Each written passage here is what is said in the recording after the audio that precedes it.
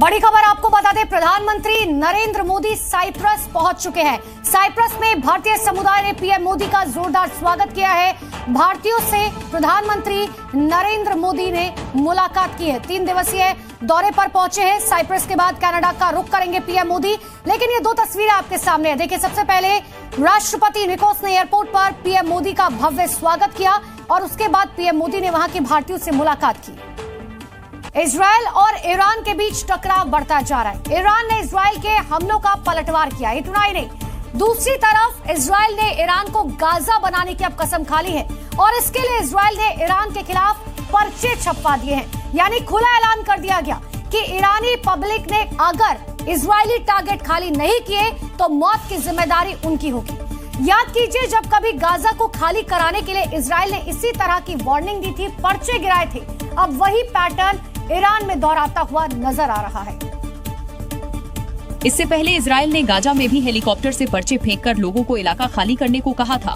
उसके बाद गाजा में इजरायल ने जो हमले किए उसकी तबाही के निशान की सदी तक रहेंगे। और अब गाजा वाली रणनीति इजरायल ईरान में दोहराने जा रहा है। चेतावनी भरे पर्चे और फिर तबाही। और अब इजरायल ने ईरान के खिलाफ भी गाजा वाली रणनीति अपनाई है। इजरायल ने ईरानियों को चेतावनी जारी करते हुए आदेश जारी किया है कि ईरानी लोग सैन्य इलाकों को छोड़ दें, सैन्य हथियारों और कारखानों के आसपास के इलाके खाली कर दें, अगले आदेश तक वापस न आए, क्योंकि इन इलाकों में रहना जान के लिए खतरा है। इजरायल पहले ही ईरान पर ताबड़तोड़ हमले कर रहा था। ईरान ने हमले का पलटवार कर आग में घी डालने का काम कर दिया है। अब इजरायल की इस चेतावनी के बाद ईरानियों की परेशानी और बढ़ गई है। इजरायल के हमले में ईरान के कई इलाके खंडहर हो गए हैं। चारों तरफ गाजा जैसी तस्वीरों सामने आ रही है और अब तो इजरायल ने संकेत भी दे दिए हैं कि उसका अगला कदम क्या होगा। देखिए, इस जंग के बहाने मिडिल ईस्ट में तीसरे विश्व युद्ध का सायरन बजने लगा है।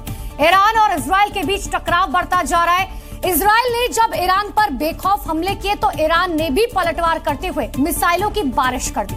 इजरायल ने अपनी ताकतवर आयरन डोम सिस्टम से ईरान की बैलिस्टिक मिसाइलों को रोकने की कोशिश की, लेकिन ईरान की मिसाइलों की गति और रेंज ने इजरायल के एयर डिफेंस सिस्टम को खुली चुनौती दी है।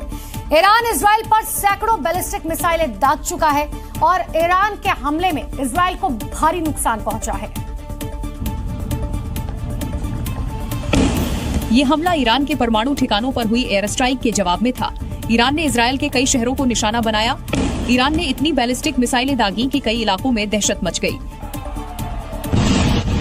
तेल अवीव समेत इजरायल के कई इलाकों में ईरान ने बैलिस्टिक मिसाइलें दागी। धमाकों और तबाही की तस्वीरों से अंदाजा लगाया जा सकता है कि ईरान का जवाबी हमला कितना सटीक था।